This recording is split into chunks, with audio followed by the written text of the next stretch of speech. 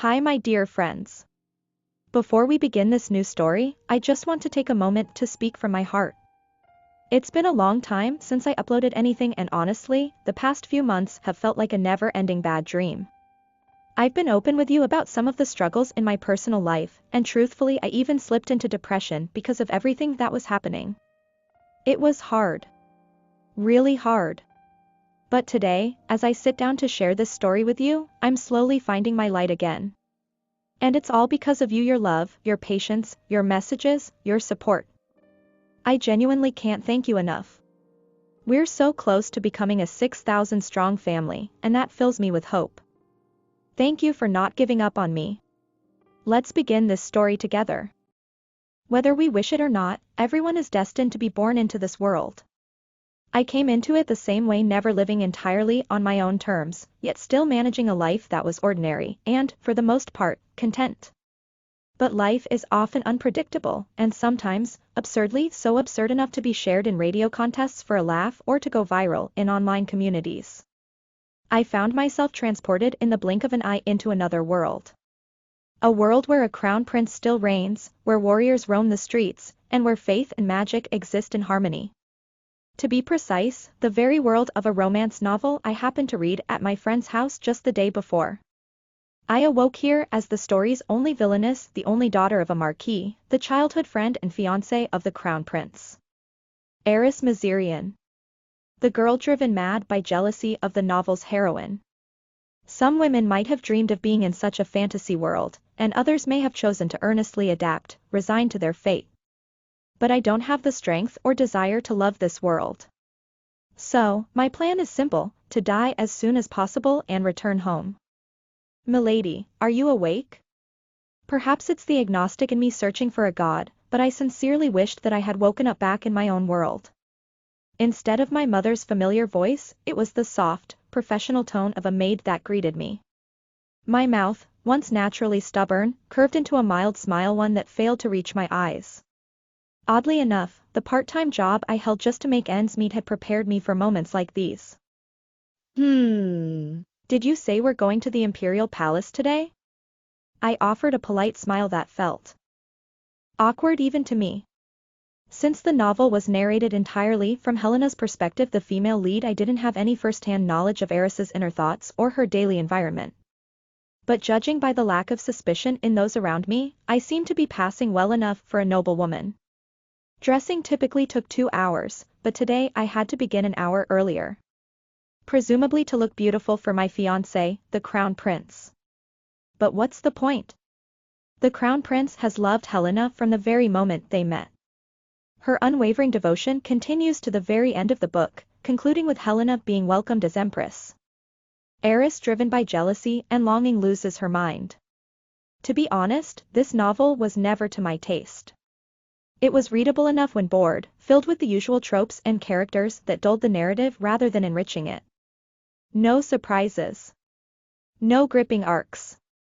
Just repetitive romantic tension shared with 3 handsome, talented male leads, interrupted occasionally by Eris's petty, malicious antics. Despite being the antagonist to the heroine, Eris was never granted a real backstory. She was just a shallow plot device, a one-dimensional woman full of insecurity, irrationally hostile to the pure and kind Helena, never once pausing to reflect or grow. Eventually, she succeeded in poisoning Helena. But of course, Helena miraculously recovered thanks to the divine intervention of one of the male leads, a high priest. A cliché tale. Eris dies, Helena lives happily ever after, and readers who adored Helena get their satisfying ending. What are you thinking, milady? The woman styling my hair asked softly as she smoothed the last strands into place. Reflected in the mirror was a woman so breathtaking she looked like the very image of snow-white raven, black hair, porcelain skin, and lips red as blood. A face that was beautiful and unfamiliar. It was unsettling. I was just thinking how slowly time moves. My lady, you must be excited for your engagement ceremony? Am I? My death sounds far more appealing. A glorious afternoon, Lady Mazirian. Your Majesty, how glorious the afternoon indeed, for you have waited upon me. After paying respects to the Emperor, I found the prince's attendant and knight waiting just outside. The crown prince despises Eris so thoroughly that I almost expected him to skip our scheduled tea altogether. But of course, he kept the appointment. It wasn't for me. It was an obligation, one likely imposed by the emperor. Eris. No, Lady Mazirian.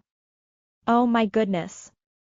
That sweet, airy voice greeted me with a bright smile. Helena, her silvery hair catching the sunlight like spun sugar, stood beside the crown prince, who lovingly reached out to tidy her locks. They were the perfect pair for this glorious afternoon. As Helena tied her hair with effortless grace, the prince's gaze turned icy when it met mine. You're late. A glorious afternoon to you, your highness, and to you as well, Helena. I'm just glad the tea hasn't cooled yet. Please, take a seat. Helena, don't be so formal. You two are friends, right? Helena looked at me with eager eyes. The prince, meanwhile, looked as if he'd slap me if I disagreed. It was amusing. The countess, once a close friend of the empress, had fallen from grace and taken up the role of the prince's nanny. Her daughter. Helena. Despite her noble blood, she was considered a commoner now. Originally, the story would have followed Eris picking a fight and being publicly humiliated by the prince. But I had no desire to waste energy on that farce. Whether I rebuked Helena now or stayed silent, Eris would still be hated by the crown prince. So instead, I turned to Helena with a placid expression. Cold tea turns bitter. Would you mind filling my cup? Oh. Of course, Eris. Has the young lady not learned how to pour her own tea? Or perhaps she has trouble with her hands. Seriously? The crown prince narrowed his eyes, clearly offended that I'd asked his precious Helena to do something so menial. Unfortunately for him, people who have no fear of death are not easily intimidated. Though the Marquis and his wife weren't my real parents, I was still annoyed that this man would question my upbringing so quickly. As I said, Your Majesty, we are friends. Is it truly a crime to ask a friend for a simple favor? You. Legally, he had no argument. He clenched his jaw, ready to lash out until Helena stepped in. Yes, Alex. I did it because we're friends. If you keep grumbling, shall I pour the tea for you as well? The prince pouted in irritation, his indignation met with Helena's light tap on his lips. A gesture of mock chiding.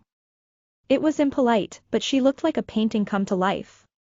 Perhaps that's why everyone adored her. According to the novel, Helena was untouchable. Her innocence and integrity made her universally beloved. Even those who hated her would eventually fall for her, abandoning Eris in the process.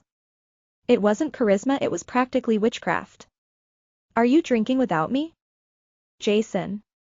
You're back already? Yes, I'll be in the capital for a while. A glorious afternoon to you, Your Majesty. With a cheerful voice, Jason entered and embraced the prince and Helena with familiar ease. The Duke's eldest son and a famed warrior, Jason was also one of Helena's many admirers. Technically, Eris should have already been expelled by now for misbehaving, allowing the three of them to share this moment alone. But since they disliked me anyway, I decided to linger. Oh my, I've been rude. Lady Mazirian, you remain stunning as ever. Jason laughed easily, as though I were a ghost he'd only just remembered was present. Then, with a wink befitting his reputation as the Empire's most notorious playboy, he turned his charm toward me. A glorious afternoon, Sir Khazar. I make no claim to the Duke's title. Jason is quite enough. As the Crown Prince's fiancé, how could I be so informal? I emphasized the word fiancé, and Jason raised an eyebrow, clearly amused. He glanced at the Crown Prince, who never could hide his feelings, at least not around Eris or Helena. The prince adored Helena openly. He despised Eris just as openly. I see much. Your Highness. I'm not concerned. The opinions of others don't affect me. Truthfully, I had no interest in engaging with him. Arguing with immature men would only drain my patience. But watching the prince smirk like he'd won something? That was intolerable. So, I smiled sweetly and replied like a flirtatious whisper. There is only one person under the heavens who could ever do that, and he seeks comfort in silence. Eris. Helena gasped. The crown prince clenched his fists, struggling to contain his fury. Jason, now at his side, studied me closely, ready in case things escalated. Implying that the prince wasn't emperor material was a serious insult. Normally, that would have been cathartic. But strangely, I felt hollow. Weren't they supposed to be Eris's childhood friends? In this room, I wasn't just an outsider, I was a foreign object. If I were the real Eris, perhaps this would have hurt. I rose slowly from my seat, keeping my expression gentle. Turning to Helena, whose wide eyes were full of surprise, I offered one last remark. Thank you for the tea, Lady Antebellum. But you really mustn't speak informally to me or His Highness in public. Social status must be maintained. Yes. Helena wrapped her arms around the crown prince, who looked ready to charge at me. At her touch, he lowered his head sheepishly and gave a small nod. The gesture was almost endearing, like a wet puppy seeking comfort. Helena smiled, seemingly satisfied with his reaction, and I quietly returned to the carriage and sank into the seat. The heavy accessories, suffocating corset, and thick makeup weighed heavily on me. I turned to gaze out the window and took a deep breath. Helena, born with such a kind heart, always seemed to bear the short end of the stick. But it didn't matter. She had 3 of the most desirable men in the world willing to devote themselves to her. And someone like me, a stranger who longed for death, wasn't really a concern in the grand scheme of things. The new day had dawned. A perfect day to end it all. But in the end, I didn't die. There were many reasons, but chief among them, you simply couldn't die here. Attempts to kill myself never succeeded. No matter what I tried, slitting my wrists, jumping from a height, swallowing poison, it never worked. The rope or branch I tried to hang myself with would snap. If I pulled a trigger, the gun would misfire. Even potent poison would merely lull me into a deep, peaceful sleep. In a world where supernatural forces are part of everyday life, it seemed fate, or perhaps the story itself, refused to let me go. Even if my actions went far enough to alter the narrative, the plot would bend to preserve itself, turning my suicide attempts into unfortunate mishaps. If I stabbed someone in the stomach, a mysterious man would appear at just the right moment and commit the same act, ensuring he was blamed instead. If I fell from a rooftop, horses would coincidentally be stationed below to catch me. Though my intent was clear, everyone merely believed I had slipped. Supernatural phenomena, it seemed, had to be countered by other supernatural forces. Back in Korea, I'd never touched a tarot card. Yet here, I had no other option. I slipped a small bribe to a maid and asked her to find a fortune teller reputed to be accurate. After the string of accidents and the crown prince's coldness, the maid seemed genuinely pleased by my request, likely thinking I was finally trying to lift my spirits. She didn't seem concerned about whether fortune-telling worked, she just wanted me to feel better. It's been a while since you've gone out, milady. Why not dress up a little more? I'm only going to meet a fortune teller. Oh, come on. It's in the back alley of the main street anyway. You could stop by some boutiques or try a few sweet treats. I'll think about it now that you mention it. There must be something you want to snack on too, right? At my teasing, the maid turned red and fiddled with her hair. Do you think I'm suggesting this just to eat sweets? Ahem, well, maybe there are a few things I'd like. But sweets lift the mood. I just want you to feel better. Her smile was warm and full of affection. I felt a faint pang of guilt as I gave her a small nod. She knelt gracefully to help me into my chosen shoes. We've got plenty of time before sunset, so don't rush. I understand. That's my lady. Everyone in the mansion truly seemed to love Eris. But did Eris love them too? I wondered what it would feel like if I loved them back. The streets bustled with life. As I took in the view, I realized that this empire, where firearms had already been invented, was closer to the modern era than the Middle Ages. The roads within the capital were paved with stone. Despite being steeped in religion and wary of traditional magic, the empire had developed magical engineering. Trams rumbled along the streets, and street lamps lit up the night. It seemed contradictory, a nation that revered the divine yet rejected wizards, somehow advancing magical technology this far. But here, those who practiced it weren't called mages, they were known as engineers. It was closer to alchemy, really. Either way, it was both wondrous and enviable to someone like me, a modern woman from Earth. Here, they produced energy akin to electricity without the cost of environmental damage. Of course, this prosperity was limited to the empire. Smaller kingdoms lagged far behind. Perhaps the empire's greatness had been built by exploiting those weaker nations. As always, riding through the city was the perfect time for pondering. Before I knew it, the carriage had pulled up to a quiet back alley off the bustling main street. A knight opened the door, and I stepped out, accepting his hand for balance. Though it was called a back alley, the atmosphere wasn't seedy or dangerous. Unlike the lavish boutiques along the main road, this area was filled with quaint little shops run by everyday folk. I didn't know if Eris had ever walked these streets, but for me, they held a comforting charm. "Shall we wait here, milady?" "No. Return to the mansion." "But milady, it was dangerous the other day. Wandering alone." "Do I need to repeat myself?" I said, "Go back. You're being irritating." It wasn't like I could die anyway. And if a family knight hovered nearby, I wouldn't be able to ask the questions I truly needed answered. The knight hesitated, then finally gave in when I promised to call for pickup once I was done. I agreed to the compromise. Arguing any further would have exhausted me. I turned away and stepped slowly into the shop before me. Though clearly indoors, the shop felt more like a tent or rustic hut. My eyes were immediately drawn to the shelves overflowing with glittering curiosities and mysterious trinkets. Almost without realizing it, I reached out.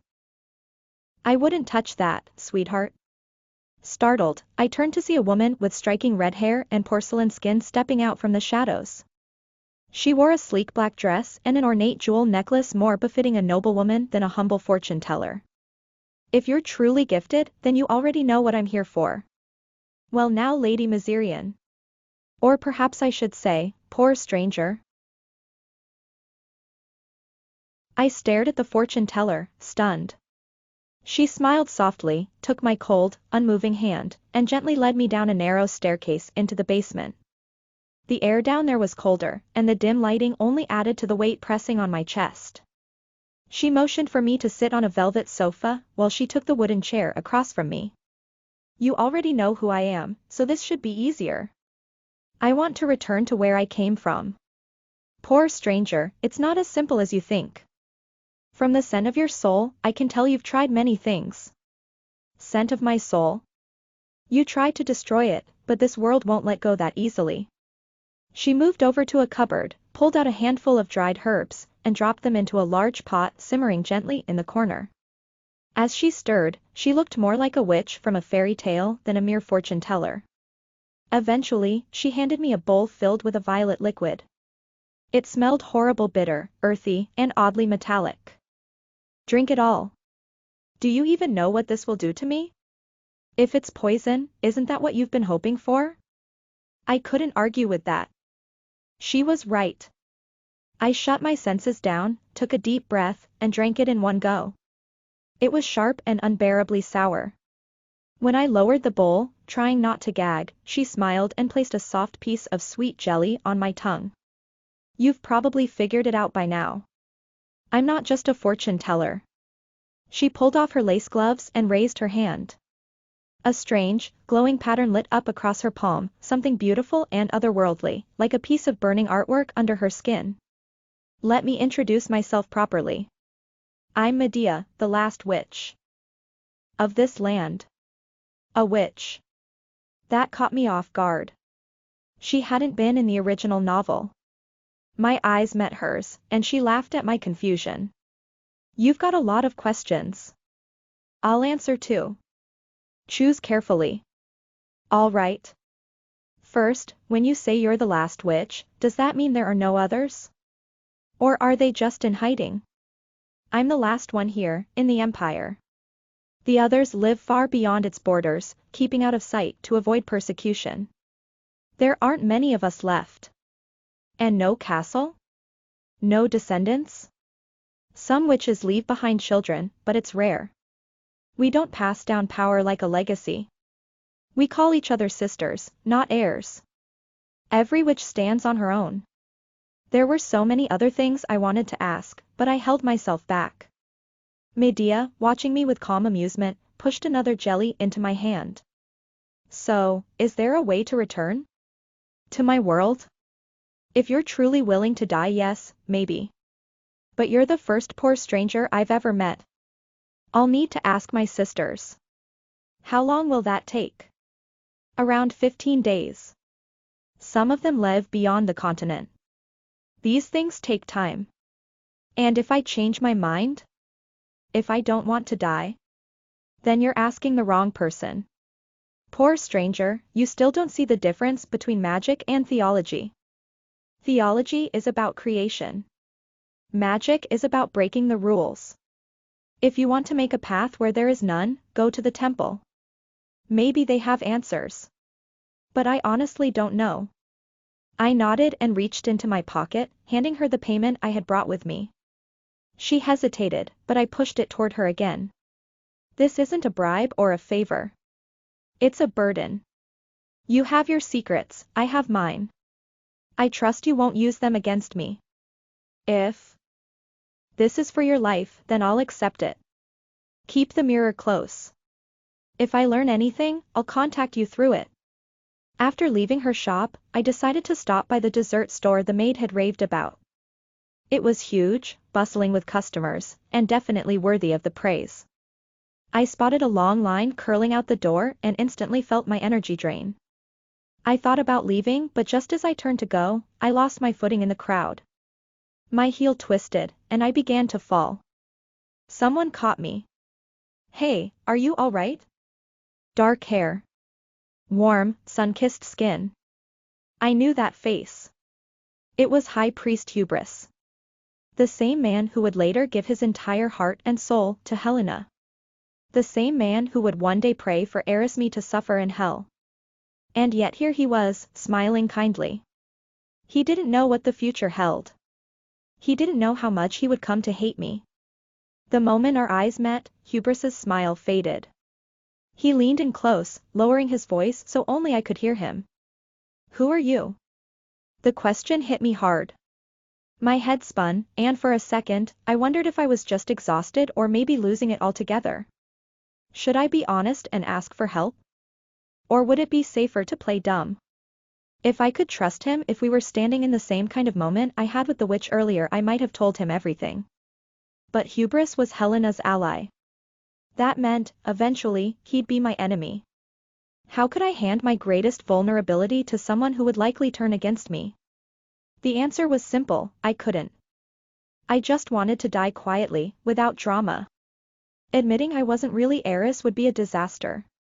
In a world with magic and advanced engineering, I could easily end up as some government experiment.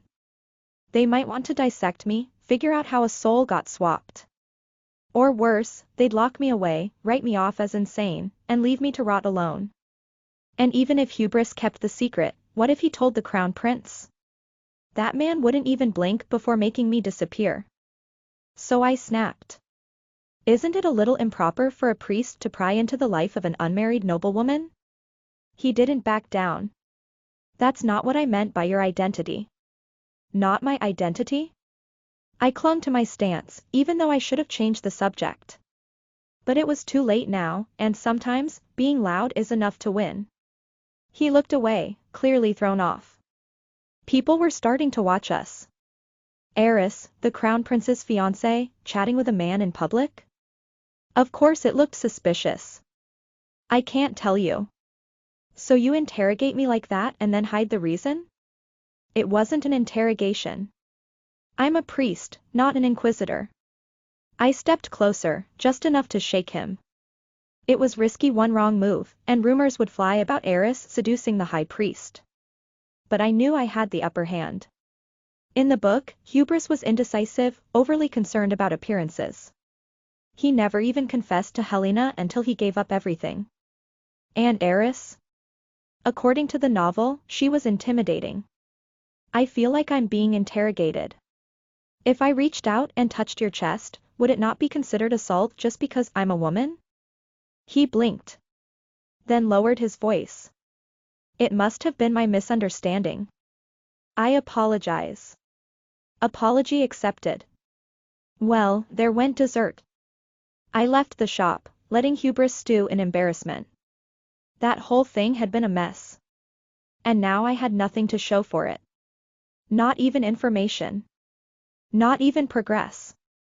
Worse, I'd probably just given everyone in that shop a brand new gossip topic. But whatever. This wasn't my real life, and I didn't care about this body's reputation. I just wanted out. Still, the carriage ride home gave me time to think. Maybe I should have just asked hubris outright. He loved Helena, he'd do anything for her. Maybe he'd help me if he knew the truth. The witch said there might be a way back that didn't involve dying.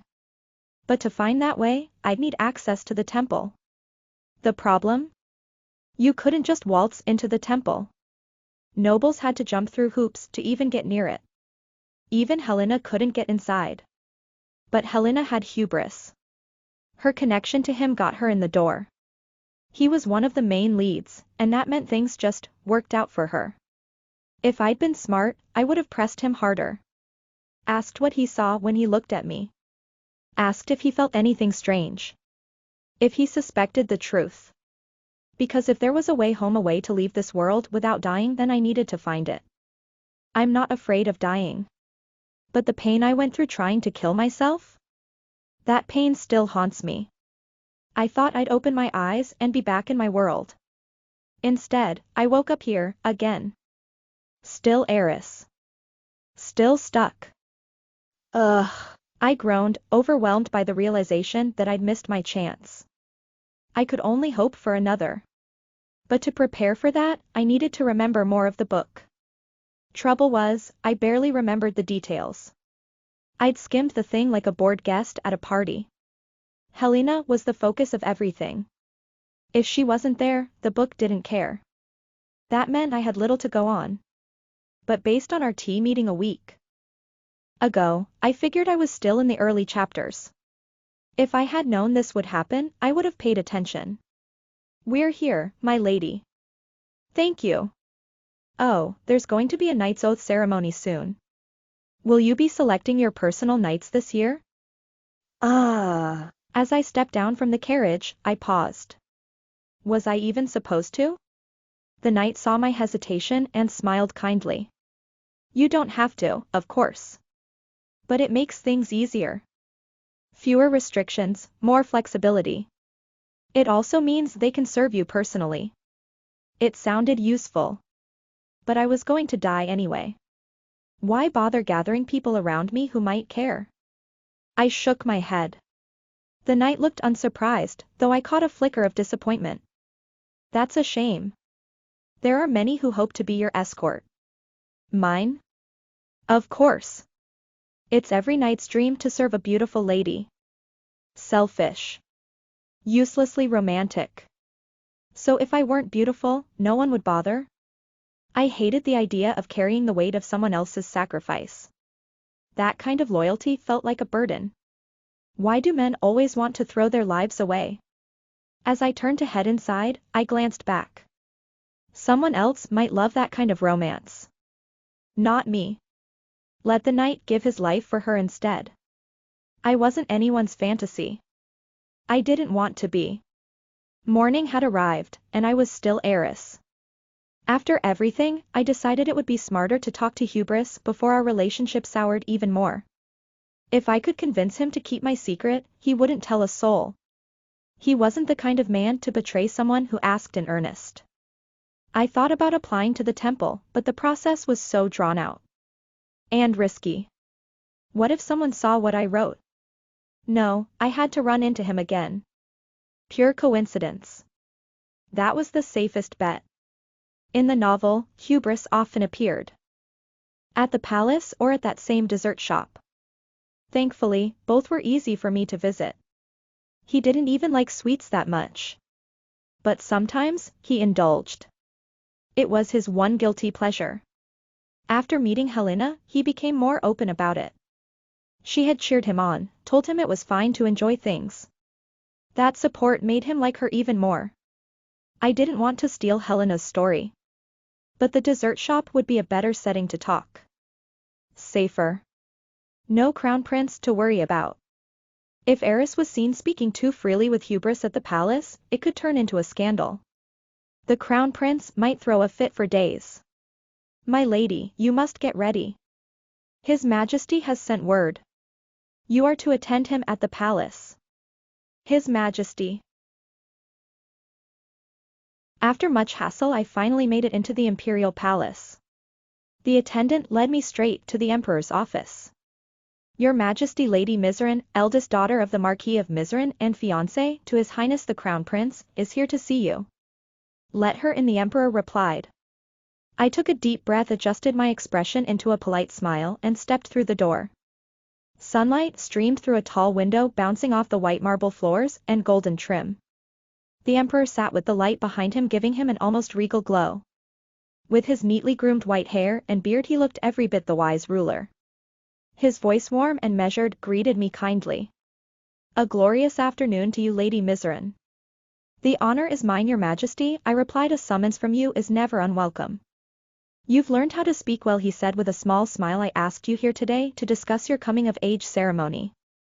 In this empire, adulthood began at 21, when both body and mind were believed to be mature. Unlike other countries, children weren't sent off to war or factories before they were ready. Eris, whose body I now occupied, was the youngest in the novel. Everyone else likely celebrated their coming of age the year before. The Emperor's words gave me a rough idea of where we were in the timeline. It's unusual, he continued, but I'd like to hold your coming of age ceremony at the Imperial Palace. Do you have a preference for the venue? It didn't matter what I said. It would be held wherever he wanted. I nodded politely, knowing better than to argue. Of course. I'm honored, Your Majesty. The truth behind this gesture wasn't hard to guess. Everyone knew the Crown Prince was enamored with Helena, a commoner. My engagement was becoming a national embarrassment, especially for my family. The Marquis of Mizerin may not have said much publicly, but I could imagine his rage. Helena wasn't just anyone, she was part of the antebellum family, the same one he destroyed. And yet here was the Crown Prince favoring her. The Emperor had arranged the engagement between Eris and the Prince as a political move to calm the aristocracy. Now the Prince's behavior was throwing everything into chaos. Hosting my ceremony at the palace was the Empire's way of saying everything's fine. Nothing is falling apart.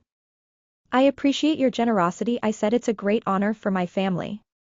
The Emperor studied me for a moment, then asked, I've heard the Crown Prince has taken quite a liking to his nanny's daughter. You mean Lady Antebellum? You know her. We played together as children, Her Highness Lord Khazar and myself. The Empress has a habit of spoiling children, he muttered with a hint of irritation. He tapped his desk and I could feel my patience fraying. He might seem like a gentle old man now, but I remembered the history, how he killed one of his own sons over suspected treason without clear proof. The Empress only survived because she was carrying Alecto, the current Crown Prince. The Emperor still adored her, of course, but it wasn't hard to see why she'd become so attached to her nanny or her son. She had lost everything else. Are you jealous? He asked suddenly. No. Good. You have nothing to be jealous of.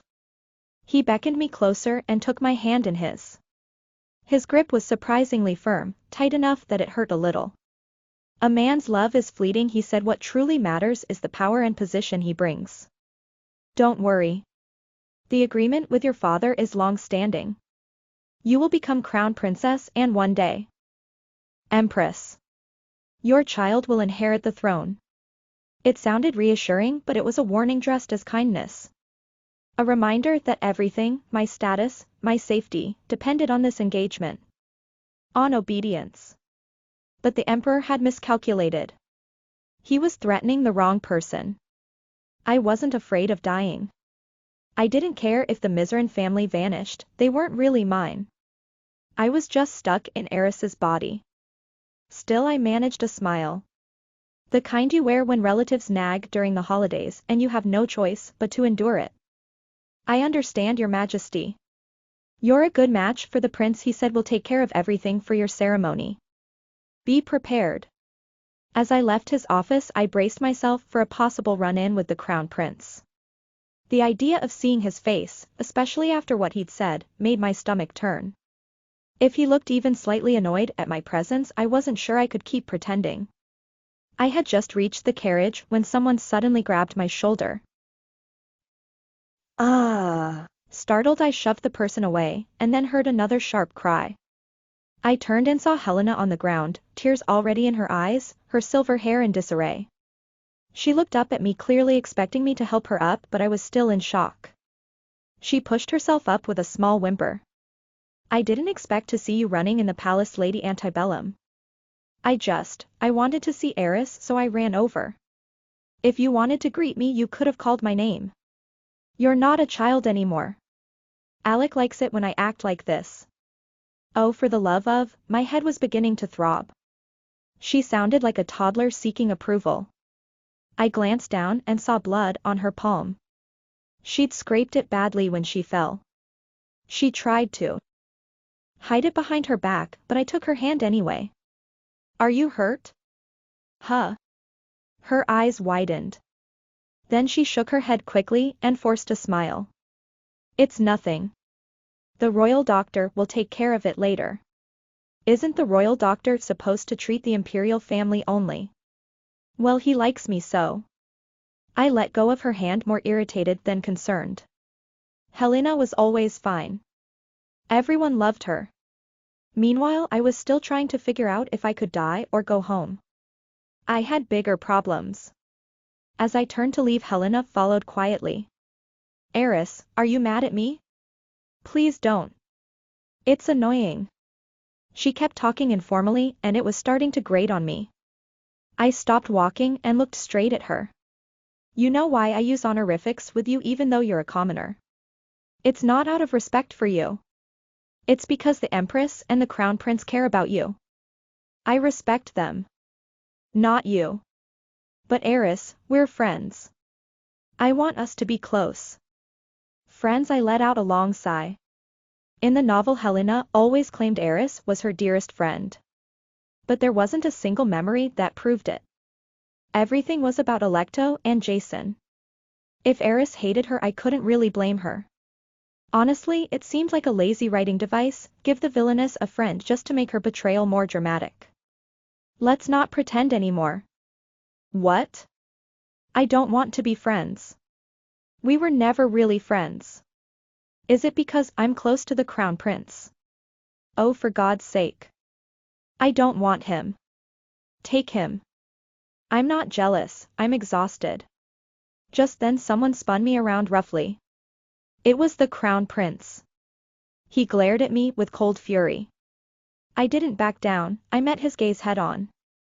Lady Mizran. You haven't changed. If anything, you've grown more shameless. Good afternoon, Your Highness. I hear courtesy is a noble virtue. My sarcasm made him angrier. Do you dare speak so brazenly to me? Why not? We're engaged, aren't we? It's just an engagement. The Imperial family doesn't have to honor it if you overstep.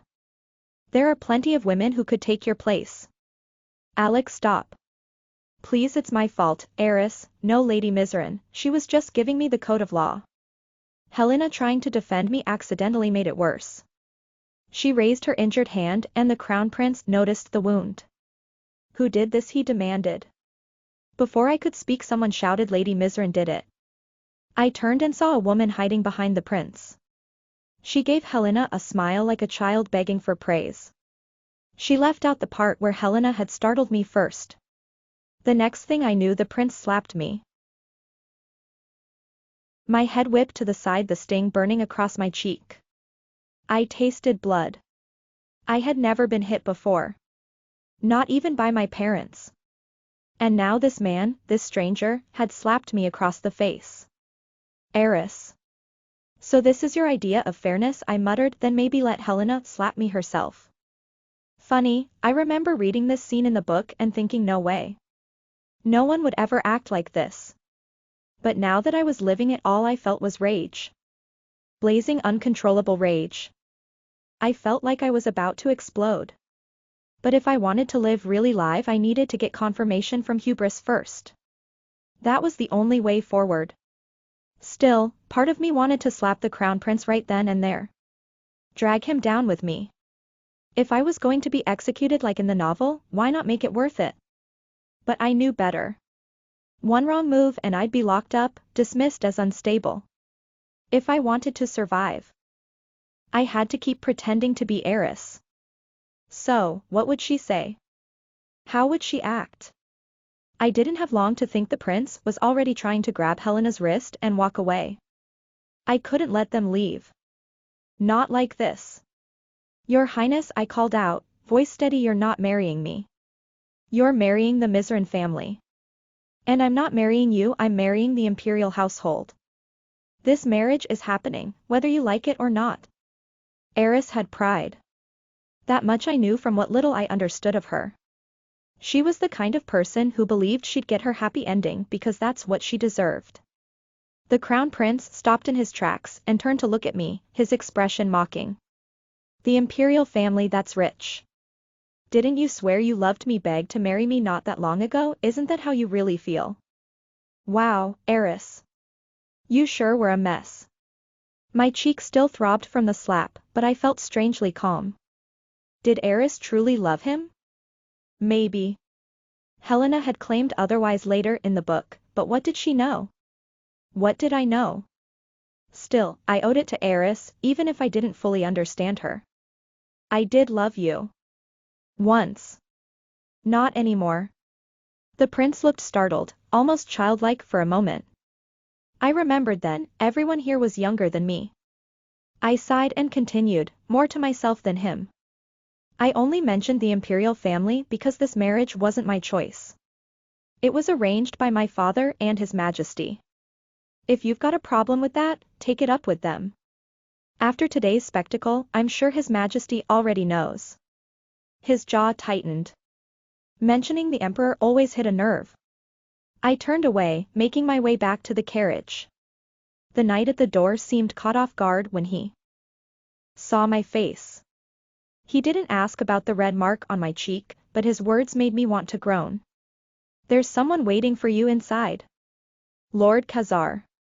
Great. One disaster after another. Couldn't I just get run over and be done with it? Jason was sitting comfortably, but his expression darkened when he saw me. He didn't need to ask. He knew the prince had slapped me. It's fine, I said before he could speak, it has nothing to do with you. As you wish, Lady Mizran. I sat down across from him. The carriage suddenly felt smaller. What brings you here? Jason crossed one leg and leaned back, casual and smug. My father wants to talk to the Marquis about the Knight's Oath ceremony. I'm the lucky errand boy. And honestly, I'm done riding horses for a bit. They deserve a break. Aren't you high-ranking enough for an Imperial carriage? Sure. But they don't come with beautiful company. He smiled like he was trying to charm me, though his face looked like he smelled something rotten. Was this how he flirted? I ignored the look and asked a different question. Are you going on another adventure? He hesitated. I thought about it. But after killing that dragon, the mother of nature, I'm lying low for a while. Other dragons aren't too happy with me. That caught my attention. I only asked because I wanted him gone, but now I was intrigued. In the novel, Jason was born from a prophecy, he would slay a dragon. His noble family was known for raising military leaders, and from a young age, he was trained brutally. He wasn't raised as a child, he was raised as a weapon. By the time the book started, the dragon was already dead. Jason had returned, and Helena was working as a maid in the palace. He fell for her because she saw him as more than a killer. We've got a while before we reach the Marquis' estate, Jason said. Want to hear more? You're full of surprises. I thought you didn't like talking about yourself. Jason blinked like I'd thrown him off. But then he recovered, flashing another smile. Cold as ever he said, but if the lady insists, I can't refuse. He paused before continuing.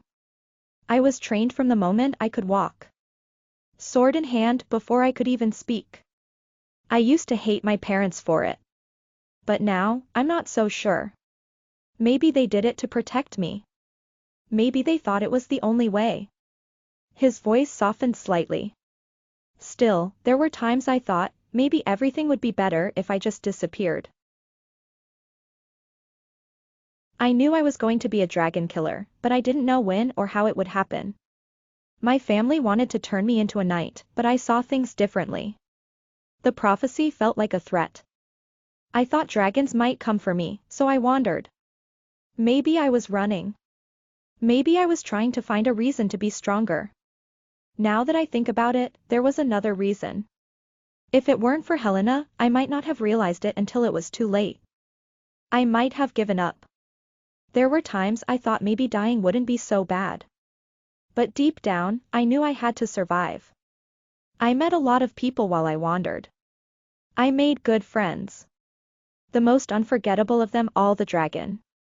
Surprised you thought she was a princess? No. The truth's stranger than that. Like a fairy tale, I crossed swamps and rivers and fields, and there she was, massive and majestic. I don't think I'll ever see anything that size again. But fear has a way of making things look bigger than they are. That's something I learned when I stood before her. I was terrified.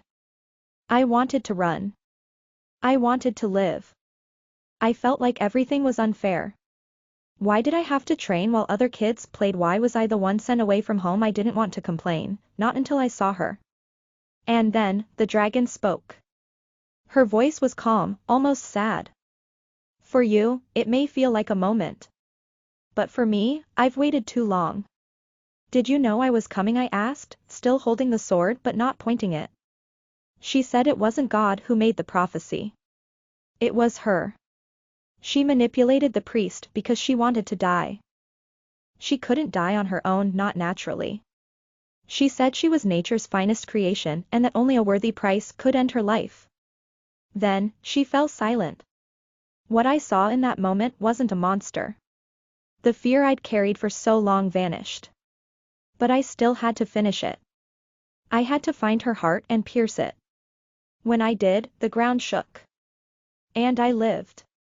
It was a powerful story, I'll give him that. But I didn't feel much. Not because it wasn't tragic, but because I didn't really care about Jason. What did interest me was the part about the priest. The idea that the dragon had to manipulate a priest to die. That dying by natural means wasn't allowed. That stuck with me. It felt like a clue. Jason looked wistful, but I tapped him lightly on the hand and asked.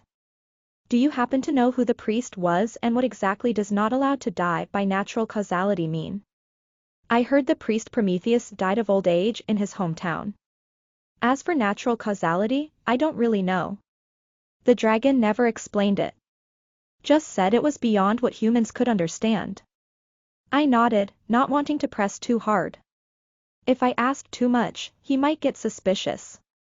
Still, I made a note to dig deeper. One of the Empire's best traits was its thriving information networks, and they weren't illegal. Jason looked at me again, head tilted slightly. You're still using formal speech with me, Lady Heiress. I didn't respond to Jason's comment about my formal speech. Honestly, it was safer that way. The more distance I kept between us, the better. He didn't seem offended, just curious. But I wasn't in the mood to explain why I was clinging to my last shred of emotional armor. I leaned back and stared. Out the carriage window. Everything about this world felt too sharp, too vivid. Like reality had been polished to a high shine, but none of it belonged to me. My body was Eris's. My face, my name hers. And yet, I was the one enduring the pain. The one carrying her ruined reputation.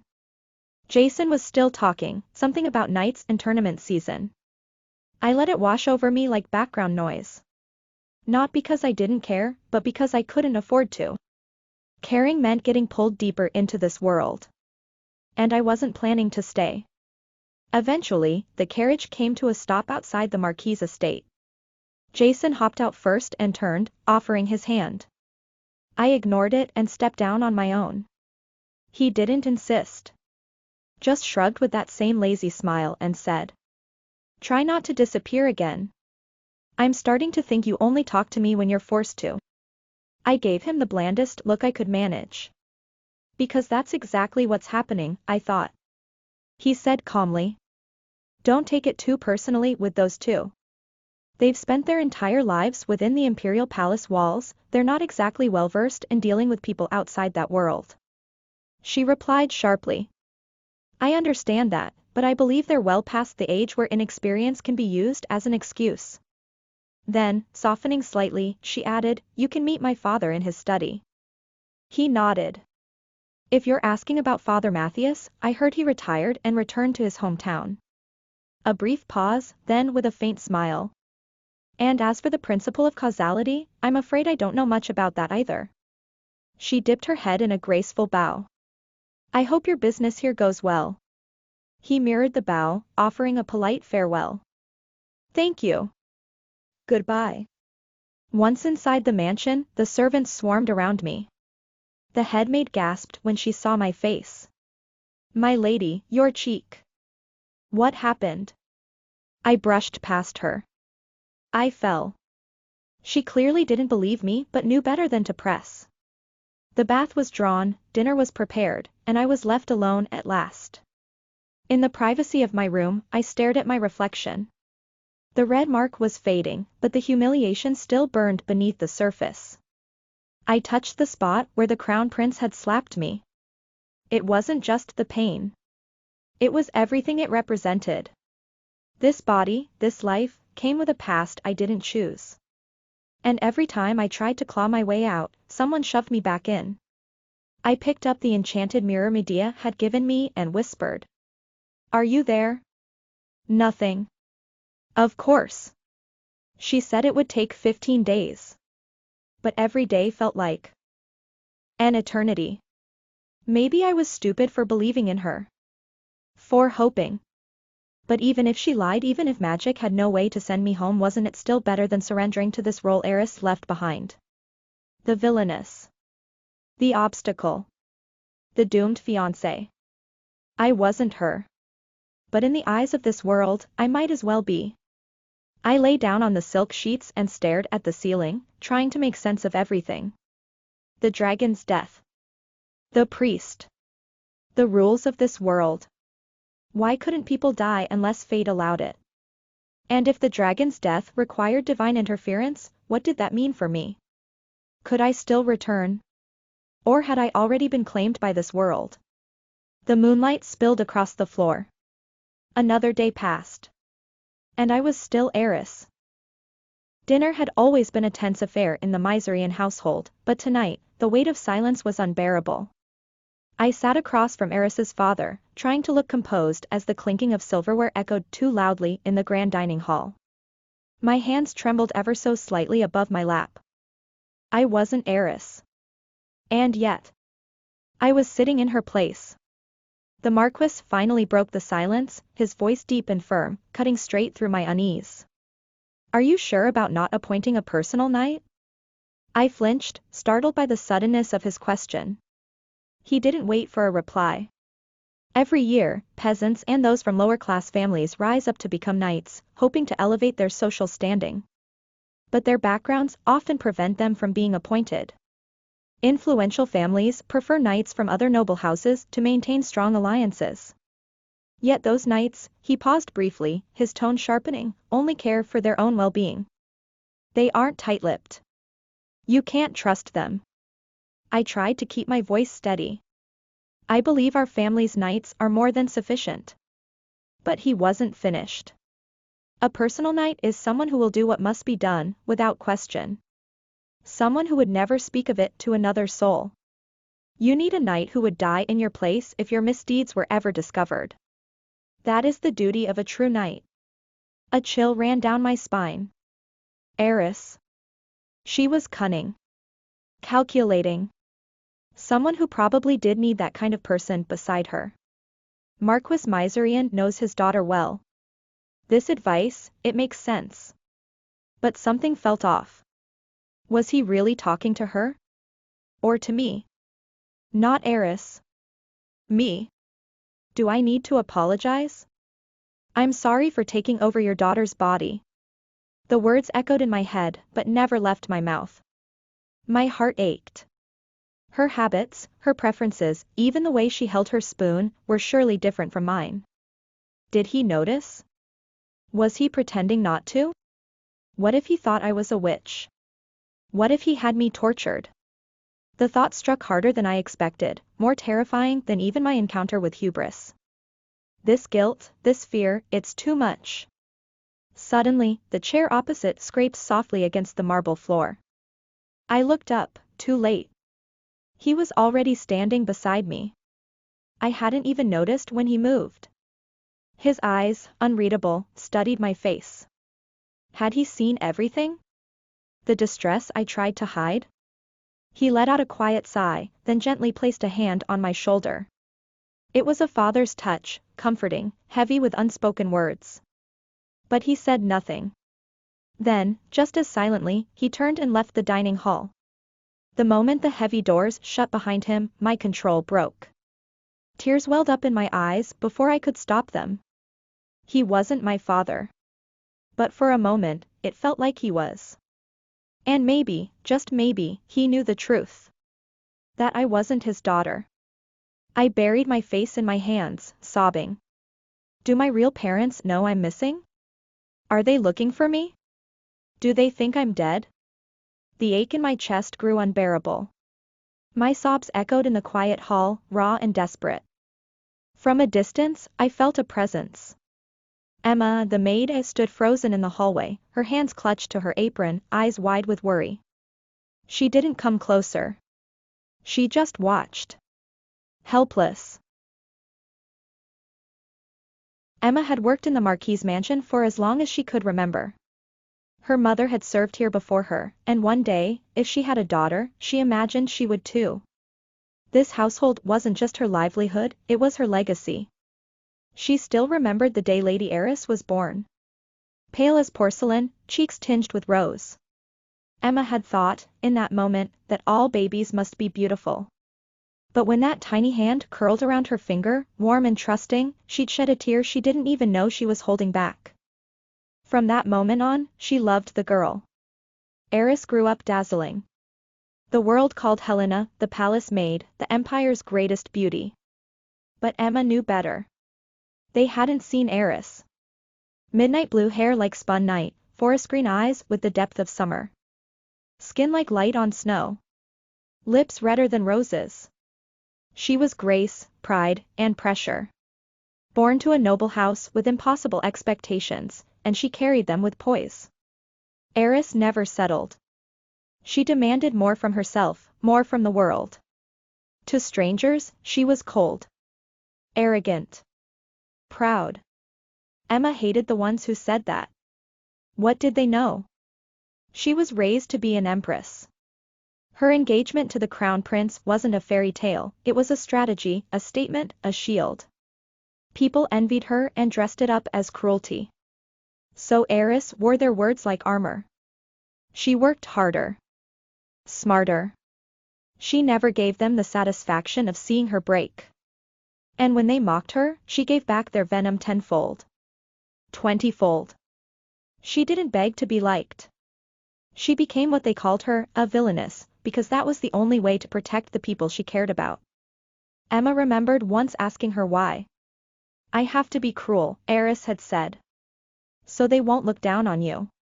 But we're just servants, Emma had replied. Exactly. That's why. If they trample you to hurt me, I have to make sure they regret it. You can't protect people who refuse to stand tall. When she came of age, the palace sent tutors. Eris trained like her life depended on it. Etiquette, governance, diplomacy, she mastered them all. Her dresses were flawless. Her face grew pale.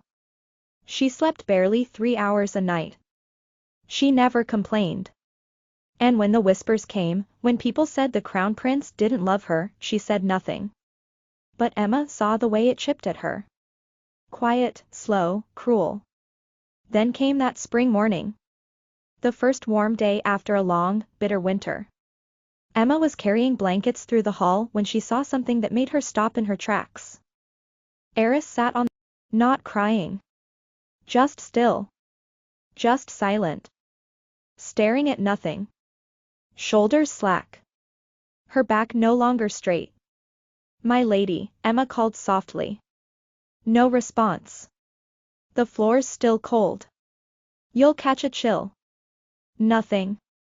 Emma dropped the blankets and ran to her. She wrapped one around Eris's shoulders like she could protect her from whatever had done this.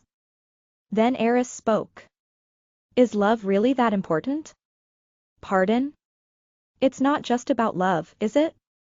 You don't sit on the throne because you're loved. You sit there because you serve. Because you work for it. That's what I trained for. What I studied for." Her voice trembled, not from tears, but from the ache of being unseen. "No one sees the effort. They think I'm just bossy. Just cold. They think I'm not like her." Her voice cracked. "I don't need him to love me. I can live without it. But, why does everyone love her? Just because she smiles?" Emma felt the blanket grow damp with silent tears. If she were a witch, she would have hidden them. She would have cast a spell to shield Eris from being vulnerable in front of anyone. But she wasn't a witch. She was a maid. So she held her. And she prayed. That one day, someone would see Eris the way Emma did. That her effort would matter. That her pain would count for something. But in that moment, Eris just wanted to disappear.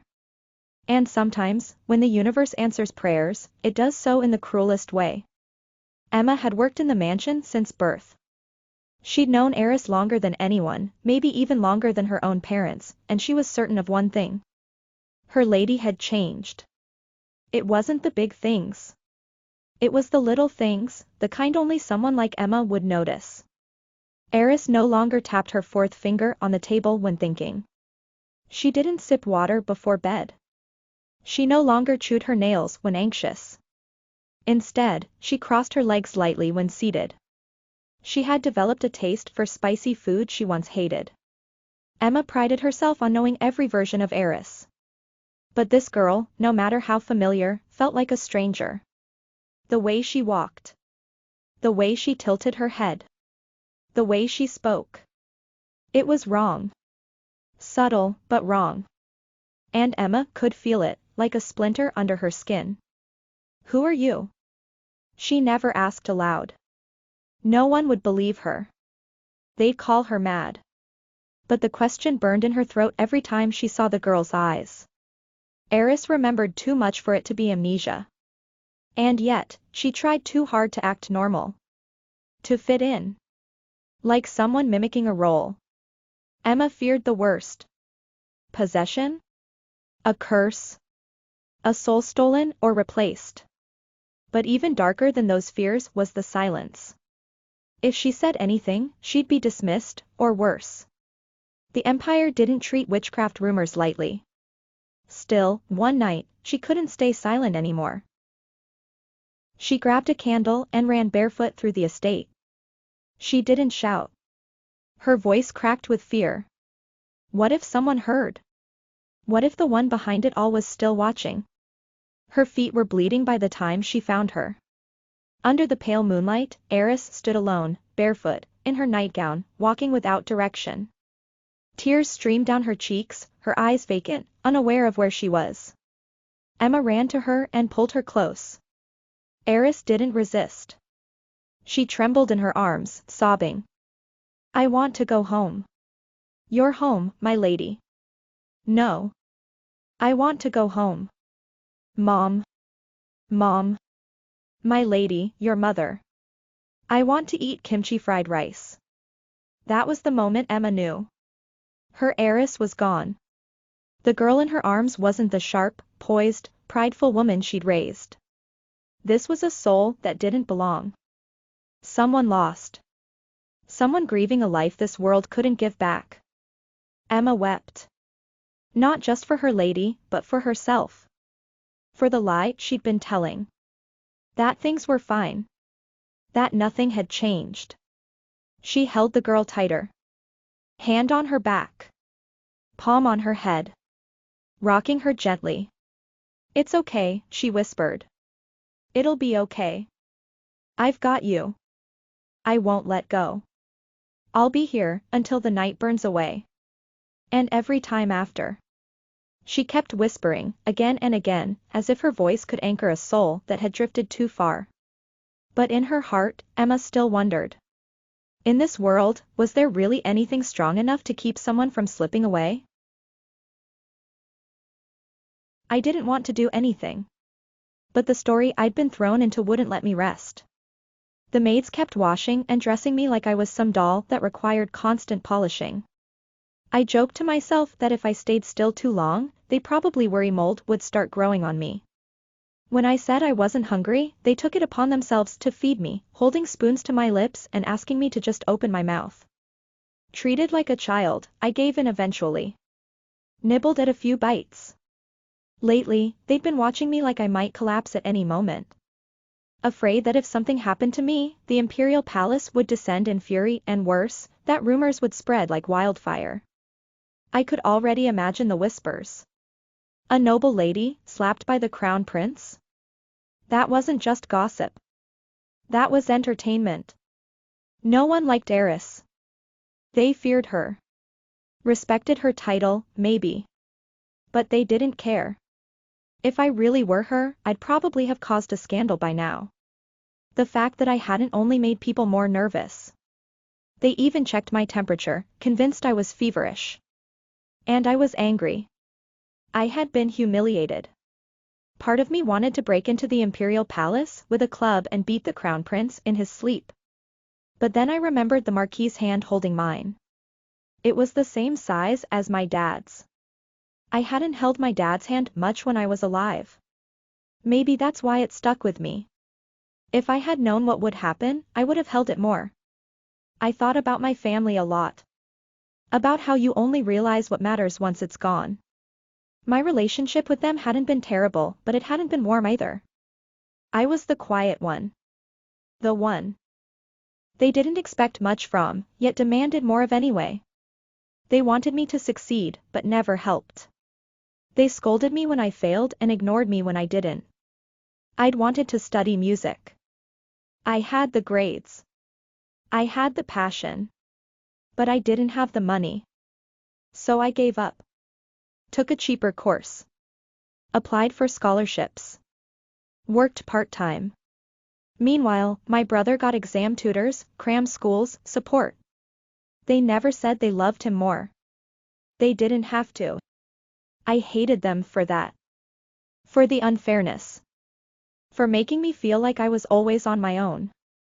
I moved out. I called during holidays out of guilt, not love. I sent money instead of visiting. I told myself it was enough. That I could always go back later. If I had known. I would have answered those birthday texts. I would have hugged them. I would have said, I'm sorry. I love you. I miss you. My brother got the affection. I got the responsibility. I helped clean the house while he got away with everything. When we ate chicken, the legs were saved for us kids. But now I wonder, did they ever save anything for themselves? If I saw them again, I'd try harder. But then the call came from the palace. I was to try on clothes matching the crown prince's for the night oath ceremony. Of course. One of the main events of the original story. And I, the villainous fiancé, had to attend. I understood it logically. But emotionally? No. Not after what he did. He slapped me. He humiliated me. He still flirted with Helena like nothing had happened. And now I was supposed to smile next to him as if everything was fine? As the carriage moved, I felt like I was being taken to my own execution. My face was calm. Inside, I was boiling. Outside, The window, people laughed. Lived.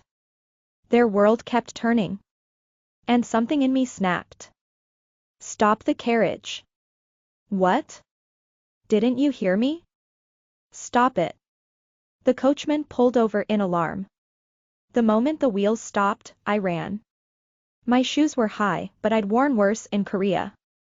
I ducked into a narrow alley and kept going. My breath caught, my lungs burned, but I laughed anyway. What if I just disappeared? Would the story give up on me? Tears blurred my vision. I wanted out. Let me go. I'm not heiress. I don't want this life. There she is. Get the young miss. The nights were close. I kicked off my shoes and ran barefoot. Upstairs. Through alleys. I wasn't going back. Not to the palace. Not to that man. Not to this cursed plot. I just wanted out. I was running. No plan. No direction. Just raw panic when a hand grabbed mine. I almost screamed, but the sound never made it out. A boy. Scruffy, grinning. He pressed a finger to his lips. Do you want to run away? What? Do you want to hide? Still gasping for air, I nodded. He whistled. And like magic, other children appeared. Scattered. Played. Distracted. He pulled me along, slipping through shadows until we reached a narrow, dim house. The door closed behind us. He smiled and held out a hand. My compensation. You saw how many helped, right? And don't think a snack will cover it. I fumbled for a pocket I didn't have.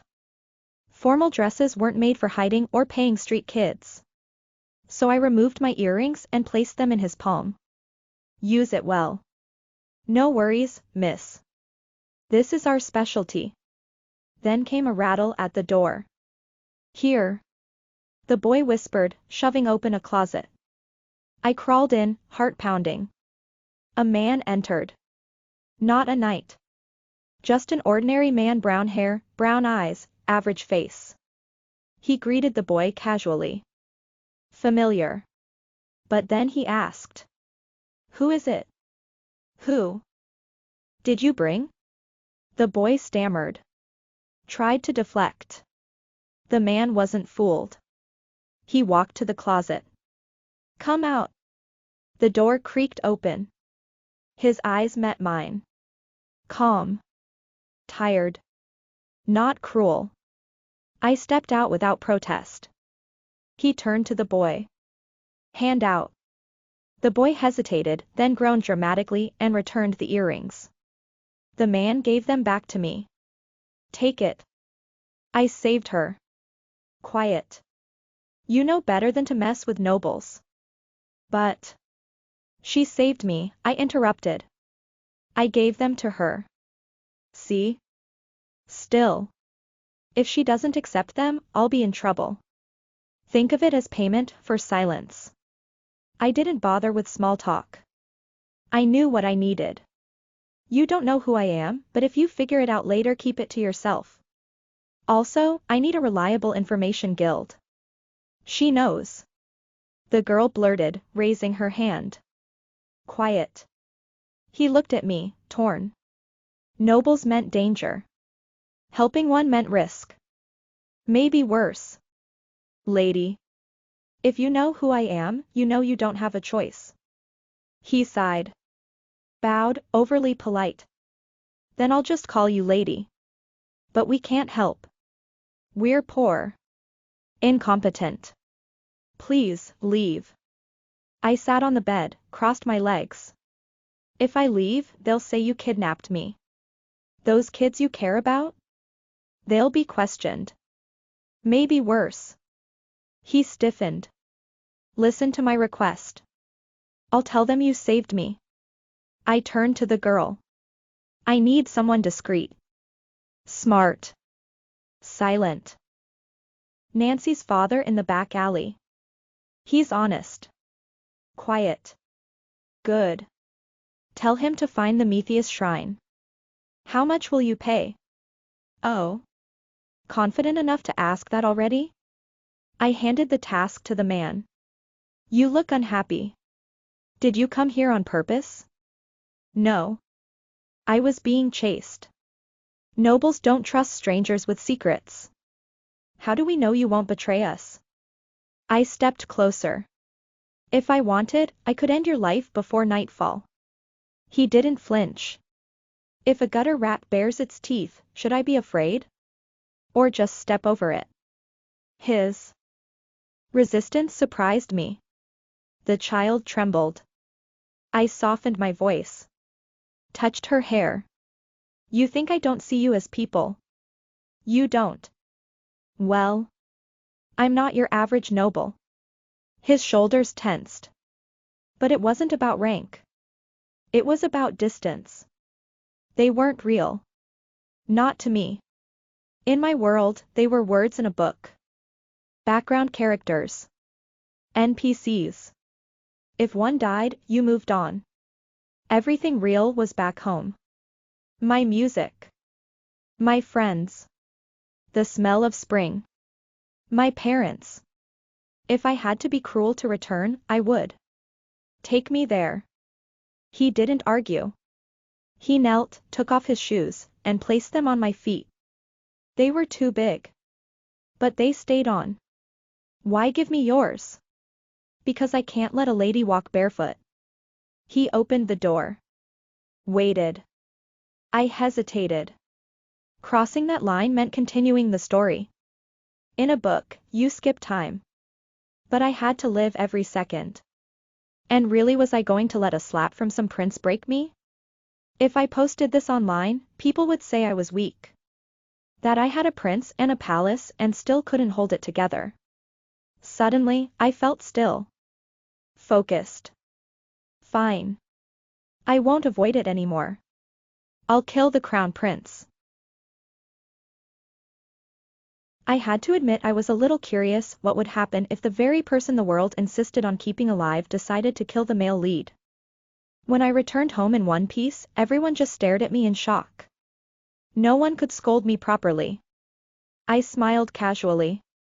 After all, no one yells at someone who's smiling. I was just feeling stifled, so I went out for some air. But miss, you dismissed your escort. And yet, here I am. Safe and sound. I'm tired. I'd like to rest. That shut down the conversation quickly enough. The head maid sighed and ordered one of the younger maids to prepare my bath. While soaking, I realized I needed to meet Hubris as soon as possible. Admitting I wasn't from this world still made me feel ridiculous, but it wasn't like I had many options left. Surely the benevolent high priest wouldn't ignore a lost lamb in trouble. If I had just tried on the damn dress yesterday like I was supposed to, I would have been at the knight's oath ceremony properly. But no, I bolted. Typical. Still, I wasn't going to run today. Hubris would be there. Maybe this time, I'd finally get some answers. The Marquis family must have caught on, because the escort team had doubled. Not that it mattered, I wouldn't have made it 10 steps if I tried to run. When we arrived at the Imperial Palace, I was told the Emperor had left for an inspection. The Crown Prince had handled his dress fitting the day before. Lucky me, I'd dodged him. The palace maids brought out the gown. It was imperial purple, sleek and heavy, off the shoulders but high at the neck, refined but quietly suffocating. The kind of dress that looked elegant on the outside but made it impossible to breathe. Oh, miss, you'll be the envy of everyone. Does anything feel tight or uncomfortable? I didn't bother responding. The maid got the hint and retreated. After she examined the fit, she helped me undress again. I'll send your dress to the mansion, miss, she said gently, her voice syrupy sweet. I was making my way through the back garden, halfway to freedom, when I spotted him. Hubris. My heart thudded.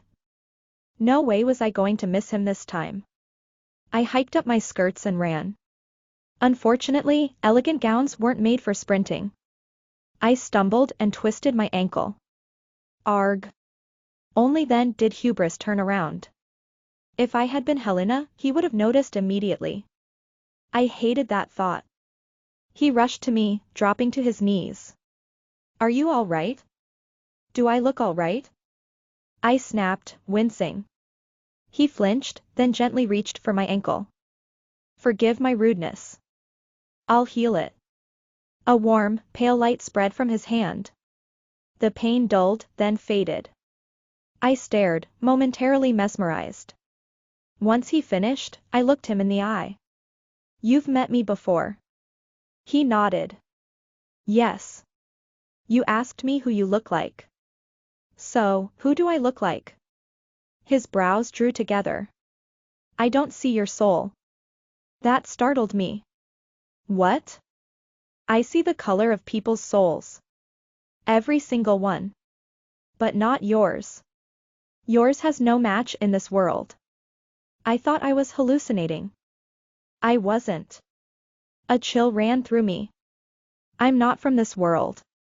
I came from somewhere else. Can I go back? He looked stricken. His lips parted, then closed. Again. Again. Well? Don't you know? There's no clear answer. But, as far as I know. He hesitated, then dropped it like a guillotine. No one who came from elsewhere has ever returned. I stood frozen. I thought I was ready to die. I'd said that so many times. But this? This was different. I laughed. Hysterically. No. There must be some way. A portal. A door. A spell, something. My lady. If I came into this world alive, there must be a way back. Right? There has to be a way. You just don't know it yet. My lady. Please. You're a high priest. Surely there are ancient records, texts, something in the temple. Lady, listen to me. Hubris gripped my shoulders, his voice sharp. It startled me into silence. When he spoke again, it was slow, deliberate, as if he were explaining death to a child. The original soul that once occupied your body in this world is gone. Eris Mizran's soul has disappeared. That's why you were able to safely enter her body. That's the law of life here. My throat dried. In order for you to go back alive, the soul in your original world must die. But it's gone. Your old body is just an empty shell. There's nothing left to die, no vessel to return to. I stood there, stunned. So that was it. No going back. No trade, no ritual, no swap. Just, stuck. Forever. His tone was calm, but I could feel my mind unraveling. It was so easy for him to say. He had faith. He had his temple. He had his place. I had nothing. My stomach churned. I remembered that feeling when I tried to stab myself, not just pain, but disappointment. Like even death didn't want me. What would it take to make it stick? How deep would the blade need to go? Would I be interrupted again? I don't like it, I whispered. What? If that's your law of life, then I'll die and break it.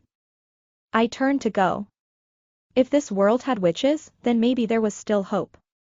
If not, I'd find another way to end it. Something permanent. Lady. You must cherish the life God gave you. I stopped. God's gift? The bitterness surged up my throat. I turned slowly. My life came from my parents, not God. Unless you were conceived by a Holy Spirit, I imagine yours did too.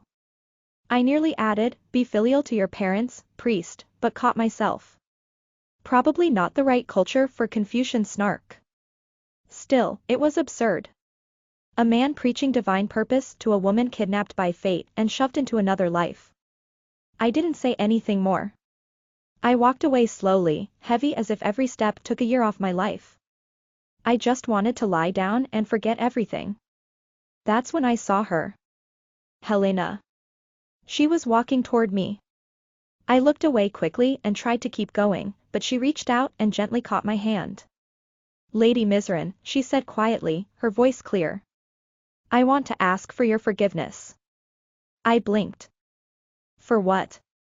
For His Highness, slapping you. A sigh slipped out. It wasn't her. She didn't hit me. Why did she feel the need to apologize? But at least she was speaking formally this time. Did you slap me, Lady Antebellum? No. Then there's nothing for you to apologize for. Still.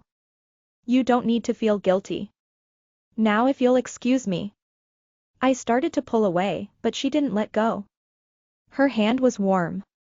Gentle. No. I will keep apologizing, she said, her voice trembling but steady.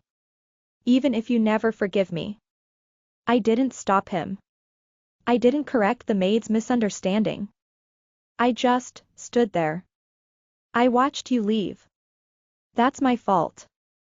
I'm sorry. Truly sorry. Her violet eyes shimmered, but no tears fell. She wasn't begging. She was simply owning it. You're too kind. Too pure. It makes me sick. If I were just a fake villainess, playing at cruelty, I could hate you easily. I could roll my eyes and curse your name, and that would be that. But reality, my reality, doesn't allow me that simplicity. And then I saw your hands. Smooth. Clean. Untouched by the work befitting your station. You're a maid of honor. Not a noble woman. Yet your hands look like they belong to a princess, porcelain perfect, unmarred by labor. Helena. The golden girl who supposedly came from hardship. Who won hearts by just being there, radiant and delicate, the perfect healing balm for tortured male leads. The Empress loves her. The Crown Prince adores her. Even the palace maids coo over her. She's always invited to chat, always welcome. Not a single wrinkle mars her life. When I first read about her, I skipped over the details. Now that I stand here facing her, I feel the sting in my chest. Let's not sugarcoat it, I felt bad. How are your hands so clean? So pretty? My lady? You reminded me of someone I used to know, my friend from university. She was an only child, pretty, endlessly kind, and inexplicably drawn to me. She said I was funny, honest. She treated me like I mattered. Paid for my meals without fuss. Gave me lecture notes without judgment. She was genuine. She didn't pity me. She liked me. And yet, she didn't understand. Not really. Don't your parents help you that much? No. I'm not the only one at home. But you're still their daughter, maybe talk to them. She never knew what it was like to beg for basic things. Her hardest trial was entrance exams, and even then, she had private tutors. She smiled as she said, it was hard enough to die. She meant well. But she lived in a different world. And so do you, Helena. Would you still be this kind if you weren't beautiful? If the crown prince didn't dote on you? If you actually had to scrub chamber pots or carry firewood every day? Your goodness hasn't been forged. It's been preserved, because everyone around you protected it. I don't like people like you. Lady Mizran. Somewhere in the palace, someone is scrubbing the floors Helena should have cleaned. That's how she keeps her perfect hands. And I can't stand it. No. Let's be brutally honest. I hated the envy that bloomed in me the moment I saw her. I hated how it made me look at myself and question everything again. I thought I'd finally found my footing. I thought I had something worth holding on to. But Helena made me feel like I was back at zero. Would my life have been different if I'd been born rich? If I'd been someone else's daughter? Yes. But now I am heiress. And what have I learned? That the problem isn't just circumstance, it's me. My heart isn't innocent. But so what? There's a prince who beats people and still wears a crown. I can hate him and I can hate you. My feelings are valid. So there's no need to apologize. I won't like you. Not now, not ever. It's okay, if you hate me too, Helena. Maybe it'll even do you good. I was exhausted. I'd been getting prepped since dawn. Back in Korea, I wouldn't even wear makeup unless someone was getting married. But as heiress, I couldn't step outside without paint on my face. Enough. It's summer. I'm thin enough. Corsets be damned. I needed a break. I slipped into the purple dress the Imperial family sent, heavily jeweled, suffocatingly perfect. A portable ornament. Normally, I took my family's carriage. Today, the palace sent one. White marble. Gold trim. Blinding. The Marquis said I should hire a knight to escort me. But what's the point? I'm planning to die. Why drag another poor soul into my mess? Smile. Parade. Go home. It's a dazzling morning, Your Highness. The Crown Prince stood waiting, face blank with irritation. If not for the Emperor's command, he wouldn't have bothered. Gasps and stares erupted around us. I looked ethereal. The kind of beauty that made people forget how to breathe. But not him. No compliment. Not even a polite murmur. I extended my hand, barely. He looked at it like I'd handed him a dead fish. He's too handsome for his own good. And I still hate him. He took my hand anyway. Too tightly. My fingers twitched in protest. I resisted, dug my heels in. He turned, annoyed. It was a tug of war without words. Then, without warning, he scooped me into a princess carry. Gasps. Cheers. Whistles. Are they insane?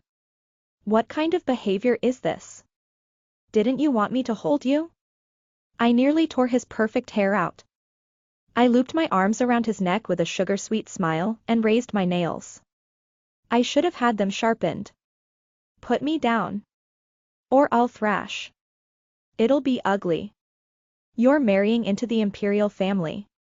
His Majesty ordered me to look after you. That's what I'm doing. Like that's my fault? Isn't it?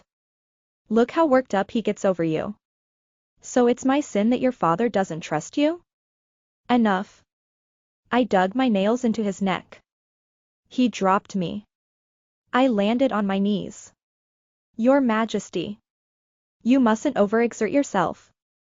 Forgive me, I didn't see your exhaustion. Gasps again. The Crown Prince flushed a brilliant red. Where is his servant? Why isn't there a parasol? If something happens to His Highness, you'll be held responsible.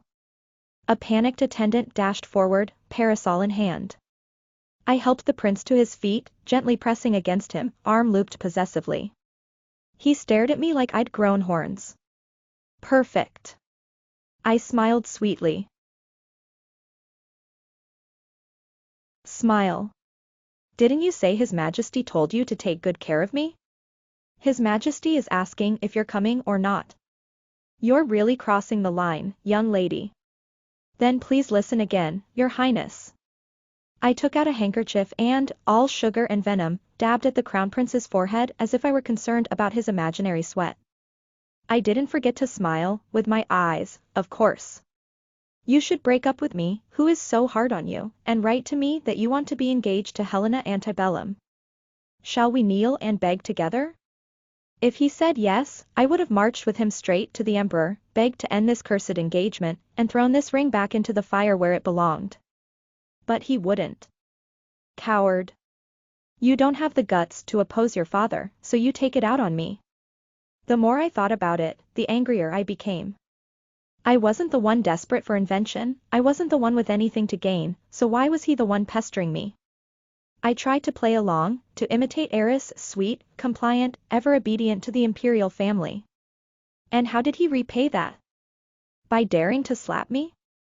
Twice. And yet here we were, posturing again, glaring like children on opposite ends of a seesaw. The servants fidgeted nearby, glancing anxiously between us.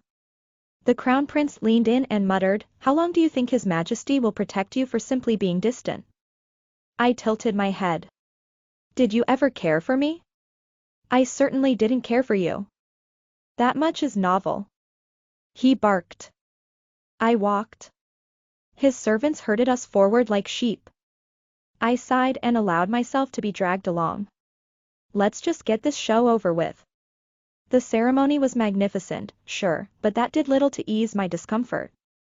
I hadn't eaten, my corset was too tight, and my shoes were pinching my toes. Even with all the finery, I was miserable. I stepped out to get some air. While looking for a clean enough spot to sit, I heard something. A muffled sound. Whispers. The dull thud of fists hitting flesh. I followed the noise, not because I wanted to help, but because it sounded like something out of a horror film. What I found was far more ordinary. A man, cloaked in a rough sack, surrounded by knights, getting beaten senseless. Get up, you coward. The runt can't even stand. You joking? Say something. Another crack, and the man collapsed again. He was clearly in pain, but they weren't letting up. Still silent? Get him up again. Useless trash. Ah. Now I understood. This was a kingdom with a rigid caste system. The emperor held all the power. In a place like this, commoners could only rise through two avenues, becoming a knight, or becoming a magic engineer. But both required money, time, talent, and commoners didn't usually have all three. Noble children had private tutors, sponsors, and 100 backup plans. Even Helena, the heroine, only married the crown prince after her noble birth was reinstated. It was obvious who had the upper hand. The rich commoners couldn't be touched, and the poor nobles dared not upset them. So what did they do? They turned on the weakest. The lowest. Bullied them. Every day. As if that could make them feel strong. I'd seen this before. Korea was no different. I hesitated. This wasn't a one-off. They'd been at this for a while. The man's clothes were dirted just enough to hide the bruises, strategic bullying. If I intervened, they'd only hurt him worse when I left. Besides, helping people came with strings. Sympathy made people feel superior. I hated that. As I stood there, debating, they kicked him again, and his hood slipped off. Oh. It was him. The man who'd knelt to put my shoes on. He looked up and saw me.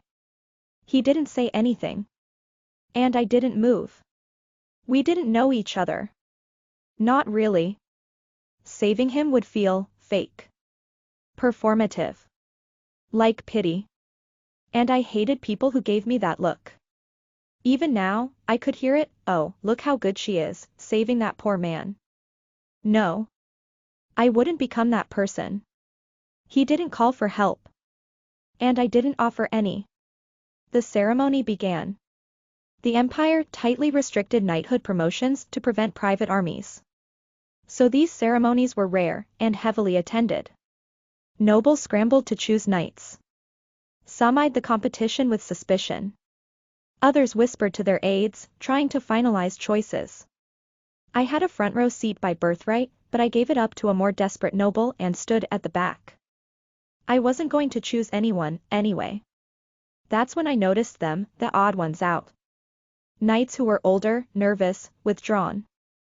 They weren't picked at the last ceremony, my lady, a familiar voice said. Ah, the foolish romantic from before. My reluctant knight. What happens if they keep getting passed over? I asked. They lose value. Age makes them less appealing. Eventually, they give up knighthood and become mercenaries. It was a brutal downgrade. Mercenaries weren't respected. If you were a noble, it was considered a disgrace. No honor. No future. Just survival. What happens then? The wealthy prefer clean knights. Not mercenaries. Especially if they're poor nobles, they're seen as tradable goods. Sometimes they're married off to commoners for political leverage. So that was it. Slavery with extra steps. One by one, the nobles called out names. Knights stepped forward, knelt, received ceremonial taps with a sword. It was like a painting. Beautiful. Tragic. Then the familiar knight spoke again. Last time, I dared to speak too boldly of romance. Don't dwell on the past. Thank you, my lady. But still, if you don't have a reason to refuse, will you take a knight? I stared at the knight's face, uncertain if I was trying to hear a reason or seeking an excuse. He knelt quickly, posture formal yet earnest, and met my gaze without flinching. The lady's choice may save someone, he said. Even if she dismisses him later, the knight can still be chosen by someone else more easily, because he was once recognized. So? These men have devoted half their lives to becoming knights. If they fade into obscurity without ever having been given the chance, wouldn't that be a waste? You're begging for mercy. Yes, he said plainly. Please have mercy. As my turn approached, fewer knights remained, and those left wore faces of shadowed desperation. To be a savior meant responsibility. It wasn't like rescuing a wounded bird. These were men. Grown, proud, trained. Choosing one would bind him to me. It wasn't a favor, it was a bond. I'll take that knight. Gasps flared through the crowd. The man I pointed to looked up in disbelief, his eyes wide. A servant placed a ceremonial sword in my hands. Though purely decorative, it held weight. He climbed the platform slowly and knelt before me, chest rising and falling with restraint. Will you pledge loyalty and obedience to me, Lady Eris Mizran, in the presence of God? Even if the path is a series of hardship and adversity, I will gladly follow it. No temptation shall subdue me. The sunlight broke across his hazel eyes. I raised the sword and tapped his head and shoulders. Was this salvation? I didn't think so. If I hadn't chosen him, he likely would have waited a few more years. But I owed him. Even though his shoes were discarded when I arrived at the mansion, my feet never knew the pain of the rough road. A small kindness. A trivial favor. I repaid it. What's your name? I'm embarrassed to say, I don't have one. Your brother must have called you something. The children in the alley were all younger. They called me brother or elder brother. Charming. I couldn't name a single popular name in this world. I stared at his tousled brown hair, then rested my palm on it. Then, Anakin. I'll call you Anakin. He stood, the sun behind him turning his form into a silhouette. And in that moment, a half-forgotten memory returned. The novel had described a single man who stayed by Eris's side until the end. A dark knight. Loyal to no one but her. My duty here was done. Some nobles mingle to build alliances or jockey for influence. I just wanted to go home. I didn't even know most of them. And if I stayed longer, I might accidentally offend someone. Still, I couldn't leave without greeting the royal family. As the crown prince's fiancé, appearances mattered. So I wove through the crowd. It's a dazzling afternoon, Your Majesty. Your Grace. Lady Mizran, you are radiant today. The imperial purple suits you beautifully. We are honored you grace us with such elegant fashion. It humbles us. Forgive me for not expressing thanks earlier. How modest. I heard you originally declined to choose a knight. Why the change of heart? Everyone was so persuasive. Must I be the only one to resist the current? The emperor laughed. Warmly, but pointed. Next to him, the empress and the crown prince both stiffened. Poor things. Their hearts were with Helena. I gave the crown prince a subtle wink. An unmistakable signal, speak now. Say something. But he hesitated, pretending he didn't understand. I knew what was coming next. The real drama of this chapter wasn't my decision, it was Helena's. In the novel, Helena couldn't choose a knight. She was a commoner. The ceremony had ended. Barely described in a few lines. The true highlight came after. Jason, the hero, had waited until then. Jason, you can only swear allegiance once. Why me? Because I only want to swear it to you, Helena. Even in the book, the line had made me gag. Still, the weight of it was real. Knights couldn't simply transfer allegiance. Betrayal tainted them permanently. One vow. One master. Even if their master framed them. Even if it meant ruin. A knight who betrayed was branded for life. That's what made Jason's declaration so powerful. I hid in the crowd as it happened. I didn't want to be part of this scene. My feet ached, and if I stood too long, someone might notice me.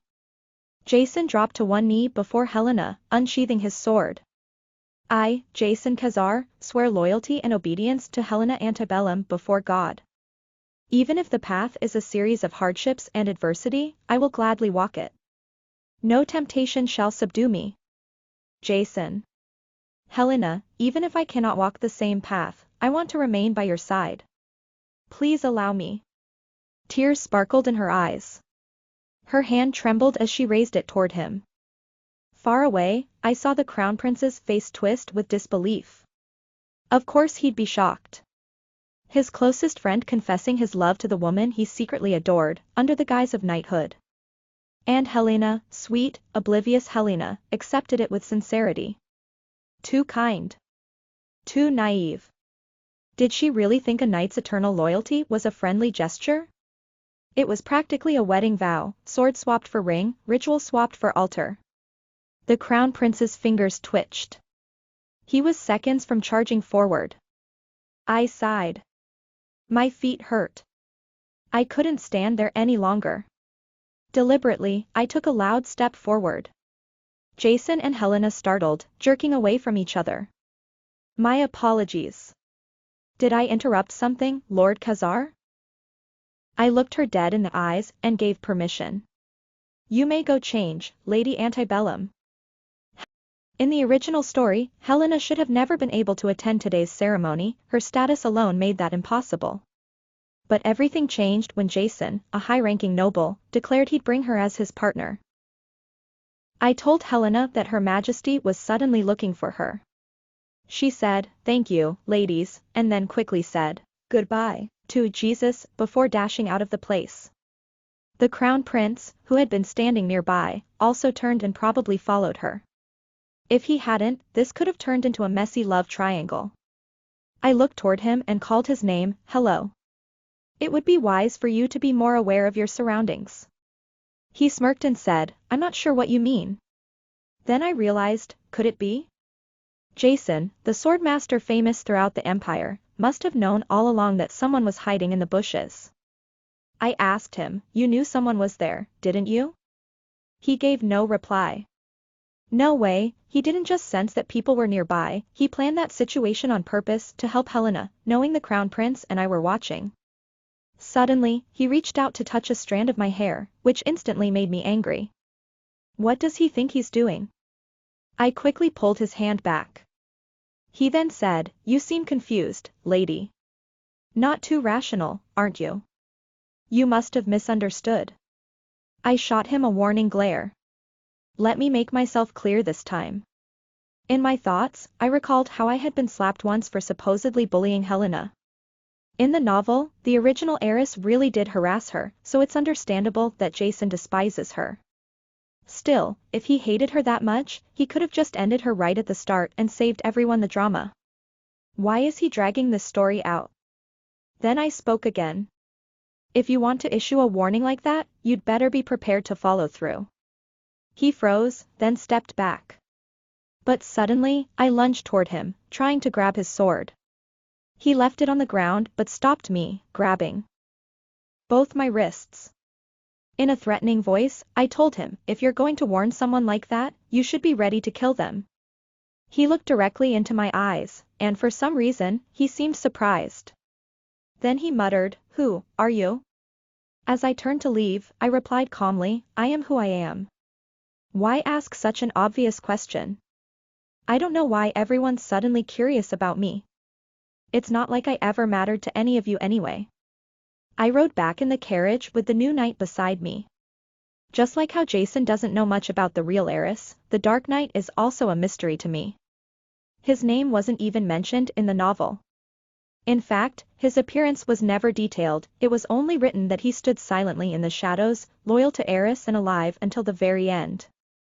But now that I'm not the real Eris, what if he doesn't fall in love with me?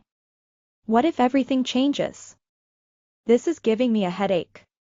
Then the knight finally spoke. Why did you decide to appoint me? I replied, why do you ask? Did you have a different master in mind? He answered, that's not something I have the power to choose. But you're the only daughter of Marcus. I believe you had an ulterior motive in choosing me, since you had the option to appoint any other knight. His words annoyed me. I glanced at him. Somehow, I couldn't picture him falling for me. I replied, you're right. I don't know what our family knights told you while I was gone, but I want you to forget it.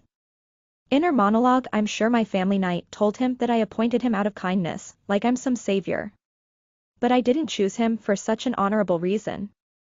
Marquis Marcus ordered me to do it. I continued aloud, I just want you to die for me. Finally, we arrived at the mansion. I know your weaknesses, and I know why I chose you. That's enough. After changing into my nightgown, I sighed. What a long day. I remembered the witch's mirror, so I took it out. I was startled, the witch was already there. She stepped inside and asked, my lady, what's the matter? I quickly composed myself. There was a bug. Nothing to worry about. Should I catch it for you? She offered. No, it's fine. You can go now. She was dismissed. I said to her, you scared me, you know. The witch replied, you must have been quite busy lately. I had almost forgotten that she told me to keep the mirror with me at all times. I asked, were you able to find out anything? She nodded. One of the sisters told me, it's impossible for a human to break free from the principle of causality. To do so, a price must be paid. But a human life isn't nearly enough. What's needed is something much greater, like the heart of Mother Nature. I thought to myself, this sounds similar to what happened in Jason's story. I asked her, which continent were you on? Were you able to find the cathedral? Is there a way I can escape alive? She replied, the high priestess said that the soul from your original world must die. Since your real body is now just an empty shell, it's basically impossible. Oh no, I muttered. But she continued, still, there may be a way to go against the principle of causality. There might still be a way for you to go back. This isn't where I want to be, I whispered. This isn't my world. As though she sensed my despair, Medea's voice softened, like silk wrapping around a bleeding wound. You can still leave, even without breaking causality. I looked up sharply. How? Causality is the law of balance. It exists to guide fate, to make sure every birth and every death serves its purpose. Every hero born in turbulent times, every villain, too. Both have a mission. So, I was someone's villain. Someone's tragedy. Someone's pain made meaningful. It made me nauseous. This world is a machine, Medea continued. And causality is its repair mechanism. When something malfunctions, the machine uses sacrifice to right itself. To break that, costs everything. I swallowed hard. And when the cost is too high, then the system allows you to die. There it was. Permission. The cruelest irony of all, that death was mercy granted only when your purpose was fulfilled. And mine? Mine was to attempt to kill Helena. If Eris was bound to causality, her mission was singular and absolute. Hate Helena. Hurt her. Try to destroy her so that the world may elevate her. I was silent. I couldn't speak that thought aloud. But Medea only laughed, quiet, dry, like wind passing through an empty hallway. You already know. You know what you must do. I clenched my fists. Then what can you do? If you can't break causality, how are you supposed to help me? I never said I can't help. There's another way, she said, eyes gleaming. When a soul completes its cycle on this land, it becomes eligible to reincarnate. But witches bend the rules. She leaned closer, her voice conspiratorial. With a few sacrifices, I can make the path back to your real body. You finish what you were brought here to do, and I'll take care of the rest. Relief blossomed in me like a wilted flower suddenly given light. If she could really do that, if there was even a chance. What kind of sacrifices? Medea smiled. I haven't found them yet. I should have known. That smile, coy, playful, cruel. A witch's smile. She was toying with me. You're mocking me. Oh, don't be angry. She pouted, her voice like syrup. My sisters and I are looking everywhere. You're not the only stranger here, you know. There have been others. But not many wanted to leave. Of course. Because they had nowhere better to go. Unlike me. Suddenly, a cold thought crept into my mind. Wait. I didn't pay you enough, did I? Medea only grinned. Shh, you already did. I'll collect the rest later. Later? You drank what I gave you, didn't you? I remembered. That strange liquid she'd offered in her shop. You tricked me. It's your fault. You should never accept food or drink from someone you don't trust. I never even saw the terms of the contract. Doesn't matter. A gentle breeze blew through the mirror, brushing against my cheek like a phantom's hand. You're holding my life, and I'm holding yours. That's fair, isn't it? Her eyes sparkled. Now if anything dangerous happens, look for a big mirror. With that, she vanished. Only Eris's face remained in the glass. I sat there, breathing slowly, the weight of 1,000 revelations pressing down on me. My mind buzzed with possibilities and dead ends. And then I realized, I hadn't seen Anakin since I returned from the ordination. I whispered, almost absently, Anakin. I'm here. I jumped, heart nearly leaping out of my throat. Anakin stood at the door, quiet as ever, unreadable as always. How did you? I didn't call for you out loud. May I come in? He entered and knelt gracefully by the bed. One of a knight's greatest virtues, he said calmly, is not revealing their master's secrets. That was it. A quiet reassurance. And somehow, those few words were enough to ease the panic rising in my chest. Then another thought hit me. How did he even hear me from that distance? You're a sword master? It's similar, he said, avoiding my eyes. Either you are or you aren't. Which is it? He clenched his fist slightly, as if the admission pained him. I can perceive spirits and read form. But my sword expression is incomplete. So, he wasn't a sword master. Not yet. But soon. It made sense. Now. His calm, his presence, his frightening composure. You're close. 10 years, maybe less. That was huge. The Empire only had 2 confirmed swordmasters, Jason, and the retired general who trained him. And here was another, kneeling before me. Yes, well, you're a half-master. But you heard everything, didn't you? What do you think? He asked, watching me with a still, unreadable gaze. I stared at him. If he intended to accuse me, I'd have to act fast, deny, manipulate, or kill. Instead, he simply asked, You're not from this world, are you? A pause. Long and quiet. No. I'm not Eris. I just inhabit her body.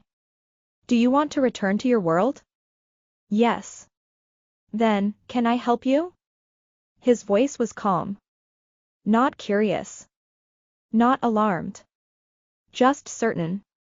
It confused me. Shouldn't he be shocked? Suspicious? Afraid? He wasn't. Which made me nervous. Do you have some kind of tragic backstory I don't know about? I muttered. Are you secretly a dragon's heir or something? That made him smile. Just a little. You don't trust me. Should I? I've lived among people who call sanity a luxury. In the slums, madness is normal. So when someone like you says something strange, I don't flinch. I listen. I stared at him, trying to read his face. It was so still it was almost eerie. I reached up and touched his cheek, warm. Real. He didn't flinch. Who I am doesn't matter. I asked. No. Because my job doesn't change. And what is your job? Your command. I obey.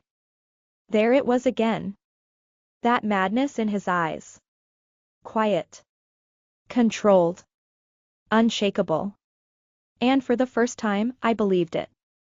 Would you be disappointed, he asked, if the knight you chose turned out to have lost his mind? I grinned. No. I'd love it. I woke the next morning, resigned to what awaited. Eris's birthday, her grand coming-of-age ceremony, was just around the corner. Tell him to meet me at Loughton, the biggest dessert shop in the empire. Yes, my lady. Loughton was a 5-story wonder of sugar and opulence. Coral pink walls, white latticework, and pastries fit for royalty. The bottom floor sold takeout, and each upper floor offered a different delicacy, breads, cookies, cakes, and tea. Commoners dined on the 4th floor. Nobles reserved the 5th. But the 4th was open, bustling, and perfect for hiding in plain sight. I disguised myself, no makeup, simple dress, hair covered by a large hat, and browsed like a curious stranger. I picked up what looked delicious, took a modest table, and waited. And then I saw them, Anakin, and a boy trailing beside him, small and nervous. Please, sit, I offered gently. Yes, thank you. Anakin, hesitating, stood behind him like a shadow. I raised an eyebrow. You wanted to see me? Yes. The priest you asked about? We found him. I leaned in. Where? How did this story make you feel? Oh, how I adore this one.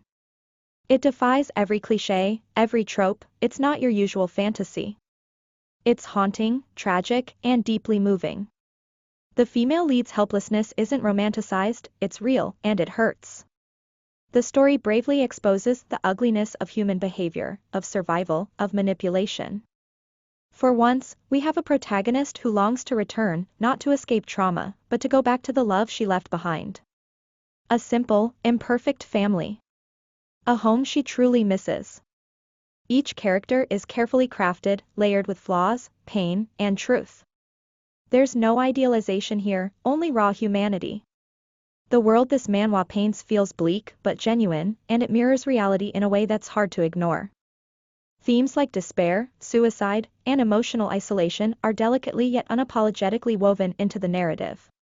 Some lines strike like poetry, unsettling and thought-provoking. You're not just reading, you're feeling. This manhwa is a rare treasure. A heartbreaking masterpiece. It's one of the very few stories where I sincerely wish for the FL's peace. I long for her to return to her world, without a love interest, without romantic entanglements, just a quiet, well-earned freedom.